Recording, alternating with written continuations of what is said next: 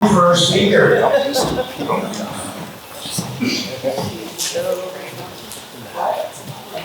Ryan Lee was born and raised in Nevada. He's the son of Tommy Lee, grandson of Wendell Lee, who are both Nevada Rotary members, which makes him a third generation member of this club. He got a paralegal certificate and worked as a paralegal for Tommy and several other firms and attorneys for numerous years.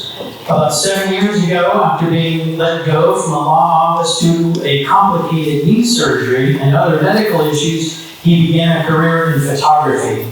He launched Fun Frame Photo, a photo booth and event photography business. Most of us got that experience at the Western Barbecue last weekend. Shortly after beginning the photo booth business, he also began taking photos of homes for sale for real estate agents throughout Marin and Sonoma County. Most of you have likely unknowingly seen his work in real estate listings over the past 6 or 7 years. As part of that work, he purchased a drone to use as a tool to enhance his photography business. He's here today to give us a peek into the world of drones. Ryan Lee.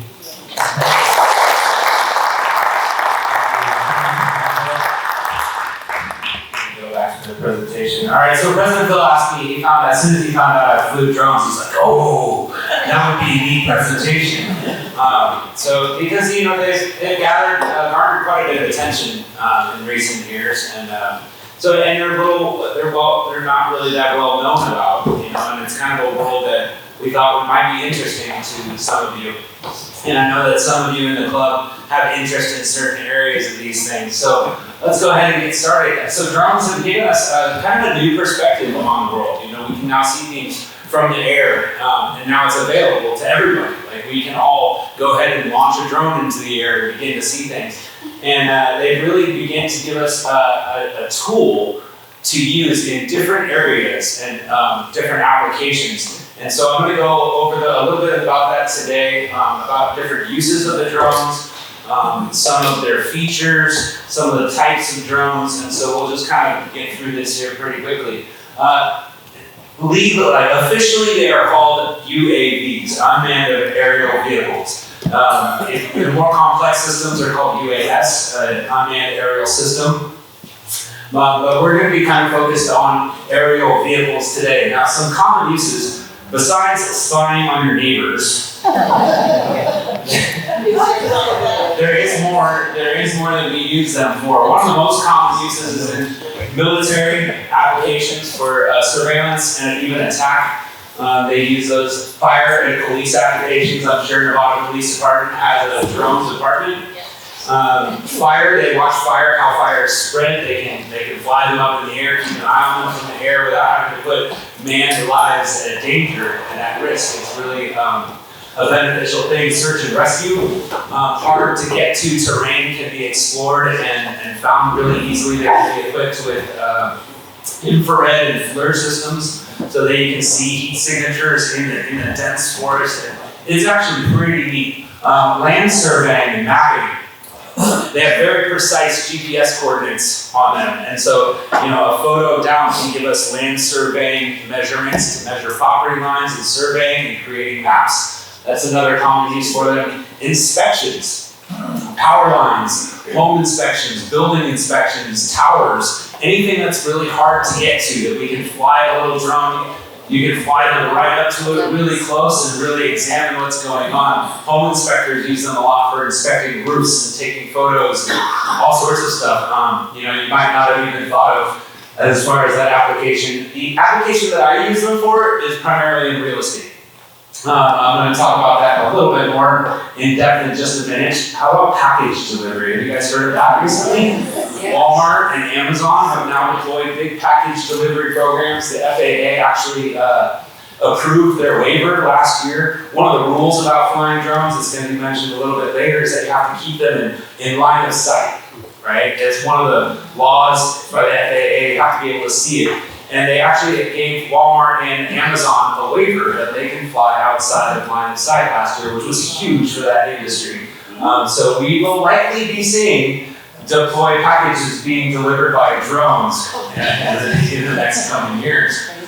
large-scale light shows. President Phil mentioned this. I don't know if you guys have seen these, but they are taking the place of fireworks displays for safety purposes. Hundreds of drones can be deployed and programmed, and just with the click of a button, they can all launch and perform this really cool light show. I do have a demonstration of that coming up in a bit.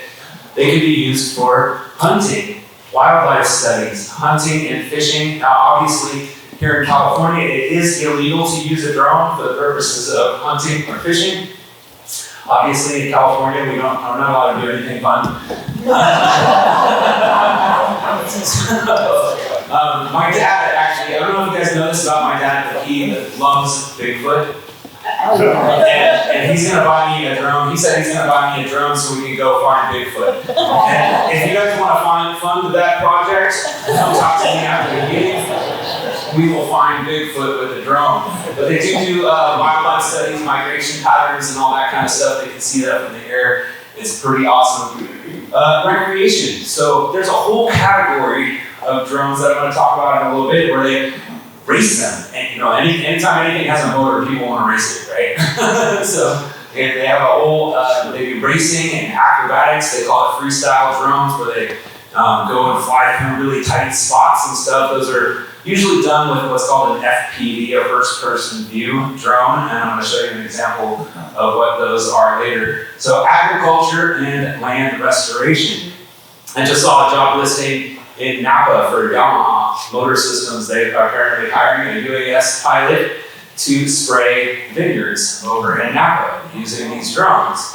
And I actually applied for that job. I thought that would be pretty cool. My dad has been on a kick lately. He is really interested and wants to buy me the drone that seeds mountains with trees. It shoots seeds from the drones into the mountainside, right? And they can be deployed at large scale. Like you can, one man can launch the drone and control 5 of these systems, and they can seed on an entire mountainside in a matter of minutes. It is pretty darn cool. And if you've watched TV recently, you may have seen some pretty cool aerial shots. One of my favorite hobbies while watching TV with my wife is to say, "That's a drone shot." Oh, that's cool. There's a drone shot. They are being used in lots of music videos and album covers and all sorts of stuff. And then we have art. From the air, we can get some really, really interesting shots. Just as the one you saw in the intro, where I got to see the ocean coming straight down. We don't get that perspective very often. And that is my footage that you saw in the intro. So I really like the art of that and how we get to see how the ocean moves from a different angle. Real estate. Is there any way we can hide that? No? Anyway, that's fine. So in real estate, this property is located out by the golf course. I was thinking we were going to present it. I was going to say it's right down the street, but it is. So the thing about drones in real estate is that we get to see unique property angles that we wouldn't ordinarily get to see from the ground. It really gets to show. So I was photographing this house right here. This was the house that was on the market, and from this drone angle, you can see how close it is to the golf course, and you can see it's really close to the lake. And you wouldn't really be able to get to see that from the ground because there's a fence and bushes and all sorts of stuff in the way. So it really gives it a unique property angle. It gets to show us how close things are to, say, parks, walking trails, open space. It really helps to show the placement in community, how it is too. Like you can see here in the background, you can see the bay back there in the background. Oh yeah, it's near, it's pretty close to some water. It's pretty neat. And it gets to reveal property features that you wouldn't otherwise see. So in this, you can really see how the landscaping is laid out in this property, how there's a guest house and a pool. That one's up in Healdsburg. It's an awesome little house.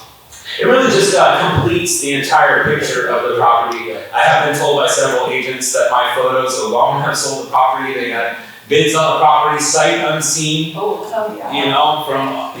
elsewhere, just seeing the pictures on the internet. They put a bid in and get the property. So, back on Zoom.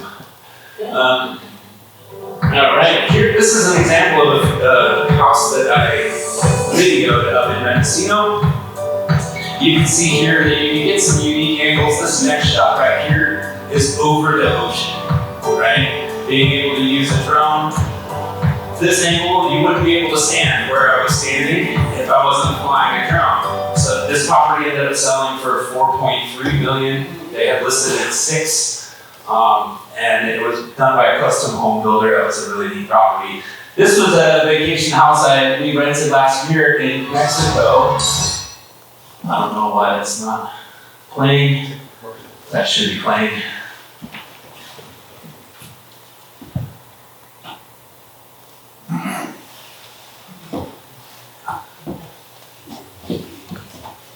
All right, well, I don't know why that's not playing.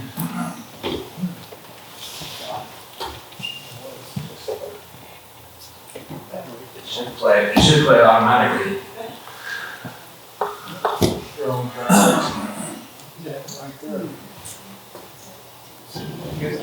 Alright, we're gonna try to get this to play. Hit that play button right there.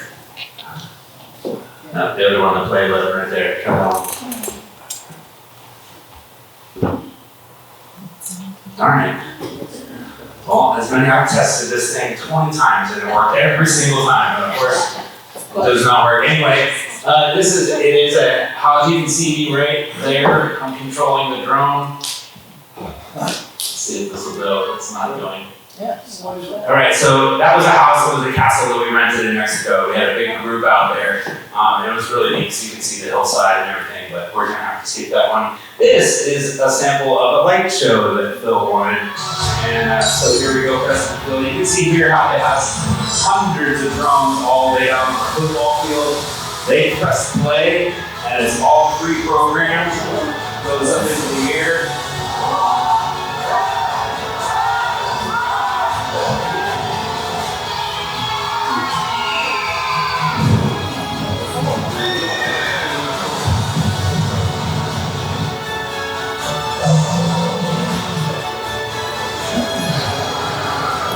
So these presentations can be quite expensive and very intricate. The drones can be programmed to do very tight maneuvers and create all kinds of things. That one was in China, but they're pretty neat out there. So now to kind of go into the different types of UAVs that are out there. The first category we have is our toys.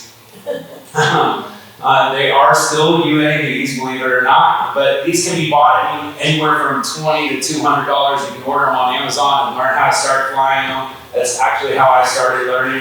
Bought a little $50 one and started learning how to do tricks and flips and stuff in the house. It was a lot of fun. These are not, some of them will become equipped with cameras and stuff like that, but my experience has been the cameras on this range of drones are not very good. You will be disappointed in the photo quality and you will want to get a better one very soon. The first person view I mentioned is really quick in racing and acrobatics. You can see the goggles that he's wearing right there. Oops. The goggles that he is wearing in that one. One more time, there we go. You see how he's wearing goggles in that right there? And so he's seeing what the aircraft is seeing. So that's the first person view. So they fly through these really tight courses and do all these neat tricks. In this category, a lot of people will build their own. Right? They buy all the components and they build their own. And they soup them all up, fast motors, and they're really kind of neat. They are very difficult to fly though. So this is not the category that you would enter into if you were learning how to fly drones. I would not suggest going into that category. Your most common one is the consumer pro level. These can be purchased anywhere from $300 to $3,000. This DJI is the most common, the most popular manufacturer. You can buy the mini drone for $300 or SE for about $350 and learn how. All of these DJIs will have GPS on them. They will be stable. They will be pretty easy to fly. The other is Autel, is another manufacturer that is pretty common. These are what most people will have to do things like real estate photography, home inspections. They usually have good enough quality to record videos and do stuff like that with. So this is the category that most of us would be looking into if we were going to be buying a drone. Then we have our enterprise level. So these are usually a lot bigger. They have more rotors, more blades. They carry a heavier payload. You can see in this camera, this one over here has a very heavy-duty, like professional camera hanging off of it. These are oftentimes used for actual high-budget films and stuff like that. These are also the drones that PG&E uses them too to carry power lines, like from one ridge to another. Like they don't have to use the helicopters anymore. They can just hook it to the drone and fly it across and land the drone, and they run the whole power line that way. These carry heavier payloads. These are also the level that would have the infrared cameras on them and take the really precise measurements for mapping and that sort of stuff. This would be the level of drones that you would do that. And we have our government drones. Probably the coolest ones of all. I don't have the budget for this, but if I could, the Reaper is probably the most widely used in the U.S. government. The Reaper was initially created for high altitude surveillance. They're very stealthy, very quiet. They're very long range. Like we can control them from across the globe. They can be controlled from a station in Nevada and fly them anywhere in the world, which is it's pretty darn awesome. They can also be equipped now with weapon systems, so they can probably heard about in the war in Afghanistan. We were doing drone attacks and launching missiles using drones. The Alpha is the newest addition to the U.S. government's fleet. They are intended for short-range marine application. They are water-resistant and waterproof. They're intended for launch off of battleships and doing short missions. All pretty cool stuff. So now we go into like the legal issues and laws and stuff like that. So they are very complicated. So there are a lot of laws now around them in all different countries. Every country has different laws around them. But here in the United States, the FAA is the ruling authority over aircraft. And the FAA, by the way, does not have jurisdiction indoors. So she would be my the presiding officer. So they start with a weight class. Any drone under 249 grams does not need to be registered with the FAA. They make a whole class that weighs 248 grams. That's the whole purpose of them. So commercial pilots, if you fly for business purposes for any reason, whether it's paid or not, you have to get a Part 107, which is the FAA. It is not a pilot's license. A regular pilot does not have a Part 107. It is a separate unit that can be taken individually from a pilot's license. It's not an easy test. I had to learn airspace. I had to learn how to read an aeronautical map, even though I never use them. Have to learn all sorts of stuff, and they did give me one. I passed. So I have a license in my pocket, which is pretty cool. Recreational pilots don't need a license, but they do need to take what's called a trust test. It's a very simple, basic safety test that you can take on the website. It takes a couple of minutes to pass it. And one of the most common questions, the reason I put it is, how high can you fly that thing? Legally, I can only fly at 400 feet. But there is an exception. I can fly at 400 feet above the nearest obstacle. So if I'm next to a 150-foot building, I can fly at 550 feet within 400 feet distance from that building. So there is a little bit of leeway, and you can also apply for what's called a waiver, right? So I can apply to the FAA, say, hey, I need to fly above this for this amount of time in this location. Can I get a waiver? And the FAA can give you a waiver to do those things. There are also a lot of other laws. The one I mentioned earlier was that you must fly within unaided line of sight and must be able to see the drone. Now, I can hire what are called visual observers. I can hire and station people to observe it, and we can stay in contact via radio or over the telephone to continually monitor and keep eyes on it. The airspace, one of the other most common things that happens is I'm out photographing real estate and a neighbor will come out. Oh, you can't fly that thing over my house? Yes, I can. Yes, I can. You do not own the airspace over your property, just to let you know. in case you were wondering, you don't own that space. Now, that being said, peeping Tom laws still do apply, right? So we must be very careful as pilots that we are not encroaching on people's private space as to like look into windows and that sort of thing. Peeping Tom laws do still apply, but I can fly it right over your backyard. Chances are, if I'm out there for a commercial purpose or doing something, I'm not trying to look into your private property. Like most of us are not. We're just out there trying to do our job, whether it be for a home inspection or real estate photographer. We're just out there trying to get what we need to get. I don't care, like I was doing there was a pot farm near one of the ones that I was flying. He was upset. He was really upset. And I said, man, I can edit all of that out. Don't worry about it. I'm not concerned with it. He's like, okay, give me your card. Fine. It's all good now. All right, and restricted airspace. So I mentioned in getting waivers and needing permission. I have to fly near the Santa Rosa Airport quite a bit. And so what they've implemented in recent years is I can automatically just submit like the address as to where I'm flying, and I can just apply really quick for permission. They can send me back that permission really quick. And this drone actually, it will not fly into that airspace without me unlocking it. So I have to actually submit that permission to DJI, who then unlock the drone for me to use in that particular short amount of time. It is pretty cool. It's an automated system.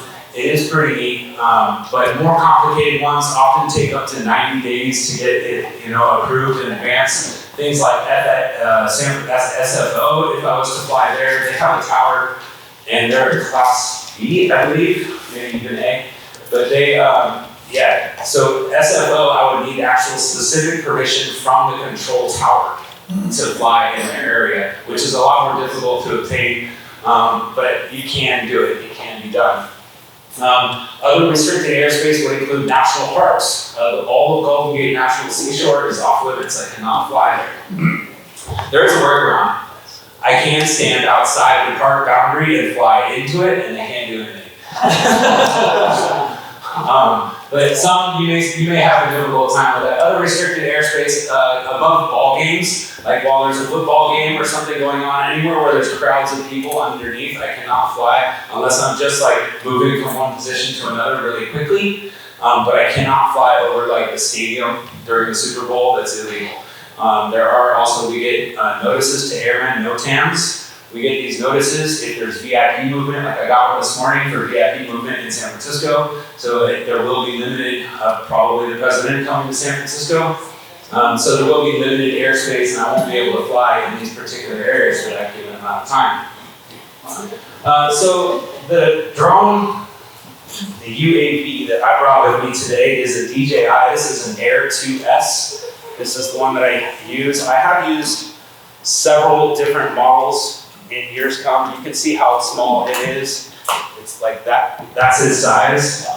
They do get smaller, and they do get bigger. This is the size of it, all folded up. I'll go ahead and unfold this thing for you guys and show you. So there. Now its wings are out. I'm not going to launch it quite yet, but I'll just tell you a little bit about this guy. So what it does have on it is GPS tracking. It has a very precise GPS point, so when I'm flying it in the air, it does have it marked, so it's home point where I launch from, and then I can see on a map how far I've gone out, where it goes, and everything. It has flight programming, so I can actually use an app to program my flight beforehand, and then just press play, and it will go up and go to these waypoints. I can even program it to take a photo at this waypoint, or take a video at that waypoint. I can pretty much pre-program it to do whatever I like, and then with a simple click of a button, I can tell it to come back home, and it will fly home. It has intelligent flight modes also. I can draw a box on, say, me, for example, and if I walk around, it will follow me. And I move around. If I'm riding a motorcycle or skiing down the hill, if I put a box around me, it will follow me down the hill. And then it does have, I'm going to talk about it in a second, but it has obstacle sensors, so if it sees a tree or something, it will fly around the tree while still trying to follow me. It is pretty neat. Somebody asked me, I photographed for an agent yesterday, and he asked me, how fast does that thing fly? It flies officially 42 miles an hour. Now, if there's a tailwind, you can go a little bit faster, You see this air data down here, that tracks and logs all of my flights, and it tells me all of the data for every one of the flights, including how fast I've gone. And apparently, I have gotten my drone up to 50.6 miles per hour. It must have been with the help of a tailwind. All the specs say a maximum range is 7 miles, but that's in perfect conditions, and you'll never get perfect conditions. The most I'd ever gotten mine out was about 1.5 miles before it lost connection with the controller. And what happens when it loses connection with the controller is that it automatically returns to the home point. And so it'll start flying back, and then it usually reconnects before then. 7 miles, I don't know that I'll ever get that, or have never seen it. The obstacle sensors on the front and the sides and the back all help it to avoid collision with anything. If I do fly it within, like, too close to a building, it'll stop it. It does not see power lines. I've discovered. Yeah, I have crashed it. I have crashed it into a power line, and I have got stuck in a tree. I got stuck in a tree in Santa Fe. I had to call the tree company out to climb it to come get it for me. It was still cheaper than buying a new drone. The ADS-B is a relatively new feature on these things. What it does is warn me if there's any other manned aircraft in the area. So it'll give me a beep and tell me that there's another aircraft in the area. With one battery, I can fly about 30 minutes. It really depends on if I'm really using the throttle maximum or not. About 30-minute flight time per battery. For those of you that are into camera specs, it does have a 20 megapixel camera. It shoots up to 4K, 5.4K video, which is pretty high resolution. And it does shoot 120 frames per second, which gives you pretty awesome slow-mo at 1080p. This one new costs about $1,200. When I first bought it, I was doing real estate photography, and I said, honey, I want to get a drone. Can I get a drone and start doing arrows? She said, that sounds like a great idea. And I'm like, yeah. I went right out and bought my new toy, and I realized pretty quickly that it is not a toy. It is a tool. Right? It is a tool, not a toy. That's how you can get things, right? One of the coolest features, and I'm going to show this when I demonstrate this right now, is live streaming. So what I'm actually going to do for you guys today is live stream from the drone right to this projector here so that you guys can see what the drone sees. I'm going to put on my safety vest so nobody bothers me outside of the parking lot. And you can see on the back here it says, do not disturb. When I wear this, it turns out nobody really bothers me. I figured out that you can pretty much do anything you want if you're wearing a yellow safety vest. It's almost time's up, but I'm sure many of us want to stick around. If you have to leave, you can. But this is just fascinating. So, I can try to take questions while I'm doing this too. any questions? Have you flown through houses to film the rooms? Yes. So those FPV drones, some people are flying them through the house to get one continuous flight through the house. It is very difficult to do, so I don't do it, but it has been done and can be done. And hopefully we get this live stream going here in just a second. And so you guys can see this. Any other? Yeah. Bert, then you. You have ADS-B. You have ADS-B for other traffic. Do you have transponder signal capability on it also? Yeah, I believe it does. It has what's called remote ID now, and so it does have its own transponder. I'm not sure if it has ADS-B in it by itself. Are we getting signal? Yeah. All right, we should be getting live streaming signal here pretty quick.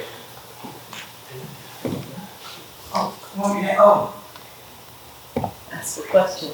Ryan, Yeah, do you have any training for training people? what's that? For people that don't know anything.